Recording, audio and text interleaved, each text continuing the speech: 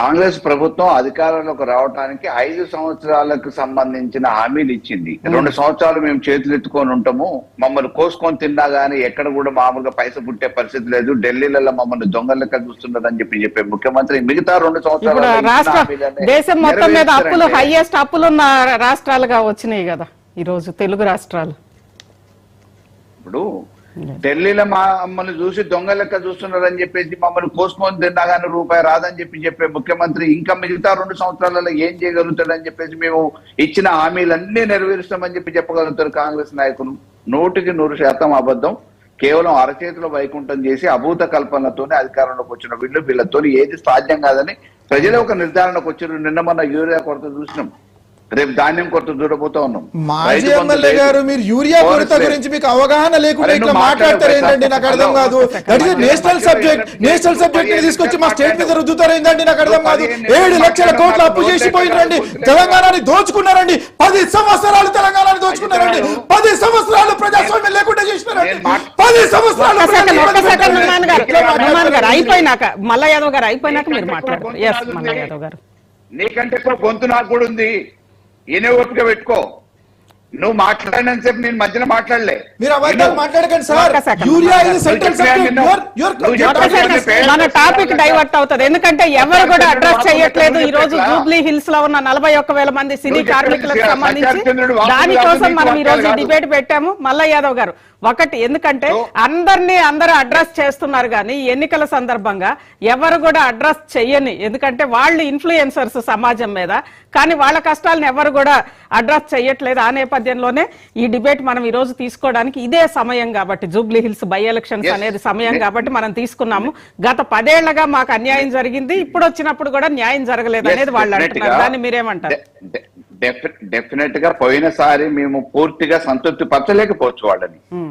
ఆ విషయంగానే మళ్ళీ ప్రత్యామ్నాయంగా ఇంకో ప్రభుత్వం వస్తే మాకు మేలు జరుగుతుందనే ఉద్దేశంతో వాళ్ళు ఆ పార్టీ నాయకుల్ని సంప్రదించవచ్చు, లేకపోతే ఆ పార్టీ నాయకులు వీళ్ళని సంప్రదించవచ్చు. దానికి సంబంధించి మేనిఫెస్టోలోనే పెట్టింది కదా ప్రక్షాళన, అవినీతి ప్రక్షాళన అని.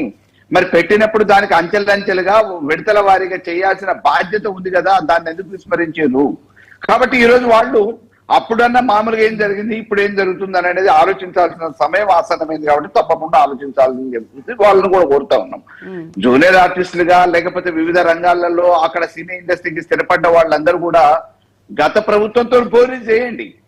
మేము అన్ని 100% సంతృప్తి పరిచినాము, అన్ని హామీలు నెరవేర్చినాము, మేము చెప్పిన అన్ని చేయగలిగినాము అనేది మేము చెప్పట్లేదు. కొంత లోపం జరిగి ఉండొచ్చు. దానికి మార్పుగానే మామూలుగా పోయినసారి మీరు ఎన్నికలలో ఓట్లు కాంగ్రెస్ కి వేసినా సంపూర్ణంగా 3వసారిగా గోపీనాథ్ గారు గెలవడం జరిగింది. 3 దఫాలుగా గెలిచిండ్రు వారు. అక్కడ మామూలుగా ప్రభుత్వ పంచాయతీ కానీ వ్యక్తిగత చిన్న విషయం. మల్ల యాదవ్ గారు వాళ్ళు సంపూర్ణంగా కాంగ్రెస్ కి వేశారు అని అనేది మనం అనుకోలేము, ఎందుకంటే దివంగత గోపీనాథ్ గారు ఆయన సినీ కార్మికులతోటి ఆయన మమేకమై ఉండేవాళ్ళు, వాళ్ళతో ఆయనకి సత్సంబంధాలు ఉండే. ఎప్పుడు ఎక్కడ వాళ్ళకి లోకల్ గా సమస్య వచ్చినా గానీ వాళ్ళు అక్కడ అటెండ్ అయ్యేవాళ్ళు. ఖచ్చితంగా గోపీనాథ్ గారు పూర్తిగా వాళ్ళు వేసిరు అన్నట్లే. నేను ఏమంటున్నా అంటే మామూలుగా వాళ్ళు ఒక హామీని కూడా పెట్టించుకోగలిగింది మేనిఫెస్టోలో. ఓకే, మాకు ఇబ్బందికరంగా ఉంది కాబట్టి మీరన్నా వస్తే బాగుంటది అనే ఉద్దేశంతో ఎవరి అభిప్రాయం వాళ్ళకున్నా గానీ వాళ్ళు ఒక యూనియన్ గా ఏర్పడి మిగతా నాయకులతోని ప్రతిపక్ష పార్టీగా ఉన్న ఆనాటి కాంగ్రెస్ నాయకులతో మాట్లాడి మేనిఫెస్టోలో కూడా పెట్టించుకోగలిగింది. పెట్టుకున్న తర్వాత అధికారంలోకి వచ్చిన తర్వాత ఈ రోజు అవకాశం వచ్చిన తర్వాత హైదరాబాద్ రాజధాని నగరంలో ఉన్న వీళ్ళకి ఆలోచించాల్సిన, వీళ్ళ గురించి బాగోగుల గురించి ఆలోచించాల్సిన ప్రభుత్వం కనీసం విడతల వారీగా చేసినా గానీ అందులో 10% అన్న చేసి ఉండాలి. 100% చేయకపోయినా గానీ ఏ హామీని నెరవేర్చని మరి ఈ ప్రభుత్వం రేపు ఇంకేదో చేస్తుంది అంటే కూడా నమ్మే పరిస్థితి లేదు. కాబట్టి ఆర్థిక వ్యవస్థ బాగలేదని అంటున్నారు, కోట్ల రూపాయలు అప్పు చేస్తూనే ఉన్నారు. అభూత కల్పనలతో ఇప్పుడు కూడా ప్రతిపక్షాల మీద బురద జల్లే ప్రయత్నం చేస్తున్నారు. మేము ఈడ అందుబాటులో ఉన్నాం ప్రజాపాలన అంటే, ప్రజాపాలన పేరు మీద జరుగుతున్నది ఏంటి? ఏమి అభివృద్ధి జరుగుతుంది? హైదరాబాద్ లో ట్యాంకర్లు తిరుగుతున్న నీళ్లు కొనుక్కుంటున్నారు. హైడ్రా పేరు మీద ఎప్పుడు ఇల్లు దోసేస్తారో తెలియదు, బుల్డోజర్ ఎప్పుడు తిరుగుతుందో తెలియదు. సామాన్యుడు రాత్రిపూట పడుకుంటే పొద్దుపూట ఇల్లు ఉంటుందా, పొద్దున్నే వచ్చి బుల్డోజర్ తిరుగుతుందా అనే సందిగ్ధావస్థలో భయాందోళన మధ్యలో కాలం గడుపుతా ఉన్నాడు.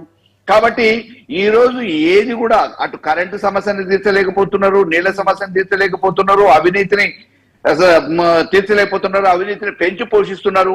కాబట్టి ఇటువంటి పరిస్థితులలో ఈ రోజు సినిమా రంగం కూడా ఆలోచిస్తా ఉంది. డెఫినెట్ గా ఒక కుటుంబంలోనే ఎవరైతే ఓటేస్తారో తెలియదు. యూనియన్ అయినంత మాత్రాన నేను సంపూర్ణంగా పోయినసారి ఇచ్చిన హామీ మేరకు పూర్తిగా కాంగ్రెస్ కే వేసిరని చెప్పి అప్పుడు చెప్పట్లేదు, ఇప్పుడు కూడా చెప్పను. కానీ ఇప్పుడు ఆలోచించాల్సిన పరిస్థితి ఉంది. గోపీనాథ్ గారికి గతంలో ఏ రకంగానైతే సంఘీభావం వ్యక్తం చేసి సహకరించి మద్దతు ప్రకటించారో అదే రకంగా ఈసారి కూడా అదే రకంగా మద్దతు ప్రకటించాలా. రేపు రానున్న ప్రభుత్వం బీఆర్ఎస్ఏ కాబట్టి తప్పకుండా ఆ సమస్యలు ఏమైనా ఉంటే మేము రేపు గెలిచిన తర్వాత కూడా పరిష్కరించుకునే అవకాశం ఉంది. కాబట్టి గతంలో మాదిరిగానే ఈసారి మామూలుగా ఈ ప్రభుత్వాన్ని నమ్మి ఇప్పటి వరకు జరగండి, రేపు జరుగుతుందనే నమ్మకం కూడా లేదు. కాబట్టి ఆ రంగం అంతా మాకు అనుకూలంగా ఆలోచించాల్సిన అవసరం ఉంది అని చెప్పి చెప్తా ఉన్నాం. మల్ల యాదవ్ గారు బీజేపీ నుంచి రవికుమార్ గారు జాయిన్ అయ్యారు. రవికుమార్ గారు